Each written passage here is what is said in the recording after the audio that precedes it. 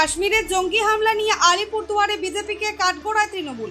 কাশ্মীরের জঙ্গি হামলাকে কেন্দ্র করে কেন্দ্রের বিজেপি সরকারের বিরুদ্ধে সরব হলো শাসক দল তৃণমূল কংগ্রেস। শনিবার আলিপুরদুয়ারে তৃণমূলের পক্ষ থেকে একটি প্রতিবাদ মিছিল শহর পরিক্রমা করে।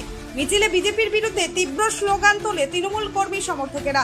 এই প্রসঙ্গে তৃণমূলের রাজ্যসভার সাংসদ প্রকাশ চিক বড়াই বলেন, কাশ্মীরে যেভাবে নিরীহ পর্যটকদের ওপর জঙ্গি হামলা হয়েছে তা অত্যন্ত দুঃখজনক। আমরা নিহতদের পরিবারের পাশে আছি। পাশাপাশি তিনি কেন্দ্রীয় গোয়েন্দা সংস্থার ব্যর্থতার অভিযোগ তুলে বলেন, এই হামলা প্রমাণ করে ভারতের ইন্টেলিজেন্স সম্পূর্ণ ব্যর্থ। সরকারকে এই ঘটনার দায় নিতে হবে। তৃণমূলের দাবি, বিজেপি সরকার শুধু কুৎসা ও অপপ্রচার চালাতে ব্যস্ত।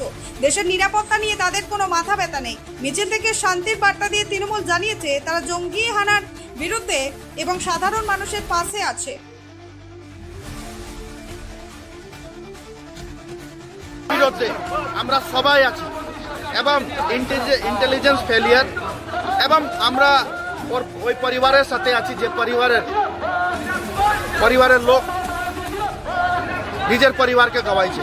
আমরা সর্বোপরি তৃণমূল কংগ্রেস বিজেপি কুৎসা এবং অপপ্রচারের বিরুদ্ধে আমরা পথে নেমেছি এবং একটা সিম্পিথি এবং শান্তি শৃঙ্খলা মিছিল করতেছি। এই মিছিল পরিবারের শান্তির জন্য। অবভিয়াসলি ইন্টেলিজেন্স ফেলিয়ার রেসপন্সিবিলিটি কে নিবে, প্রশাসনকে নিতে হবে।